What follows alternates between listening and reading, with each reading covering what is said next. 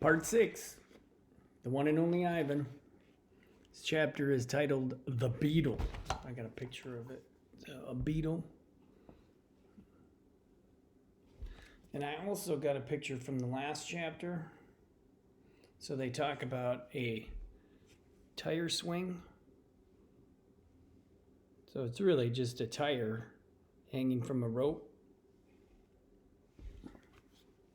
And then they also talk about in his domain like a little plastic pool. That's what I picture. You know, one that may have been in your backyard at some point. All right, the beetle. Matt gives me a new black crayon and a fresh pile of paper. It's time to work again. I smell the crayon, roll in my hands, press the sharp point against my palm. There's nothing I love more than a new crayon.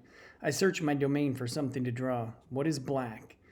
An old banana peel would work, but I've eaten them all. Knot tag is brown. My little pool is blue. The yogurt raisins I'm saving for this afternoon is white, at least on the outside. Something moves in the corner. I have a visitor. A shiny beetle is stopped by. Bugs often wander through my domain on their way to somewhere else. Hello, beetle, I say. He freezes, silent. Bugs never want to chat. The beetle's an attractive bug with a body like a glossy nut. He's black as the starless night. That's it, I'll draw him.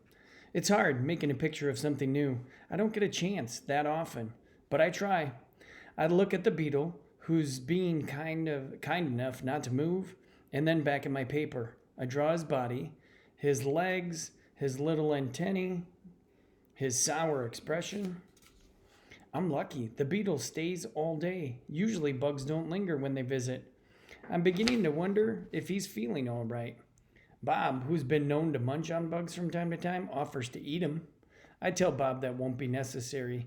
I'm just finishing my last picture when Mac returns. George and Julie are with him. Mac enters my domain and picks up a drawing. What the heck is this, he asked. Beats me what Ivan thinks he's drawn.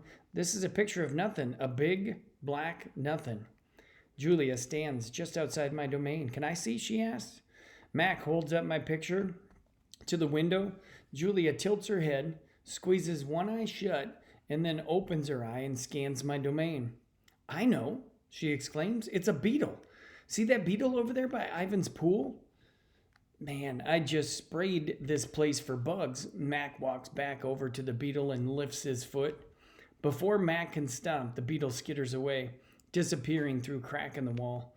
Mac turns back at my drawing. So you figured this is a beetle, huh? If you say so, kid. Oh, that's a beetle for sure, Julia said, smiling at me. I know a beetle when I see one. It's nice, I think, having a fellow artist around. There's a picture of a beetle. I don't think that's Ivan's picture. Change. Stella is the first one to notice the change, but soon we all feel it. A new animal is coming to the Big Top Mall. How do we know this? Because we listen, we watch, and most of all, we sniff the air. Humans always smell odd when changes in the air. Like rotten meat with a hint of papaya. I looked up papaya. Papaya is a fruit.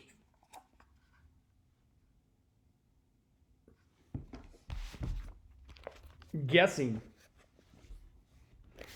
Bob fears our new neighbor will be a giant cat with slitted eyes and a coiled tail, but Stella says a truck will arrive this afternoon carrying a baby elephant. How do you know, I ask. I sample the air, but all I smell is caramel corn. I love caramel corn. I can hear her, Stella says. She's crying for her mother. I listen. I hear the cars charging past. I hear the snore of the sun bears in their wire domains. But I don't hear any elephants. You're just hoping, I say. Stella closes her eyes. No, she says softly. Not hoping, not at all. Jambo. My TV is off, so while we wait for the new neighbor, I ask Stella to tell us a story. Stella rubs her front foot against the wall. Her foot is swollen, so like it's getting bigger, and an ugly deep red. If you're not feeling well, Stella, I say, you could take a nap and tell us a story later. I'm fine, she says, and she carefully shifts her weight. Tell us the The Jambo story, I say. It's my favorite, but I don't think Bob has ever heard it. Because she remembers everything, Stella knows many stories. I like colorful tales with black beginnings and stormy middles and cloudless blue sky endings, but any story will do. I'm not in a position to be picky. Once upon a time, Stella begins, there was a human boy. He was visiting a gorilla family at a place called a zoo. What's a zoo? Bob asked. He's a street smart dog, but there's much he hasn't seen. A good zoo, Stella says, is a large domain, a wild cage, a safe place to be. It has room to roam and humans who don't hurt. She paused, considering her words. A good zoo is how humans make amends, like how they make things better. Stella moves a bit, groaning softly. The boy stood on a wall. The boy stood on a wall, she continues, watching, pointing, but he lost his balance and fell into a wild cage. So this is her story, remember. Humans are clumsy, I interrupt. If only they would knuckle walk, they wouldn't topple so often. Stella nods. A good point, Ivan. In any case, the boy lay in a motionless heap, so he wasn't moving, while the humans gasped and cried. The silverback, whose name was Jambo, examined the boy, as was his duty while his troop watched from a safe distance. Jambo stroked the child gently. He smelled the boy's pain, and then he stood watch. When the boy awoke, the humans cried out, "Stay still, don't move," because they were certain, humans are always certain about things, that Jambo would crush the boy's life from him. The boy moaned. The crowd waited, hushed, expecting the worst. Jambo led his troop away. Men came down on ropes and whisked the child to waiting arms. Was the boy all right? Bob asked. He wasn't hurt, Stella said, although I wouldn't be surprised if his parents hugged him many times that night in between their scoldings, meaning yelling at him. Bob, who had been chewing on his tail, pauses, tilting his head. Is that a true story? I always tell the truth, Stella replies, although I sometimes confuse the facts. Lucky. I've heard the Jambo story many times. Stella says that humans found it odd that the huge silverback didn't kill the boy. Why, I wonder? Was that so surprising? The boy was young, scared, alone.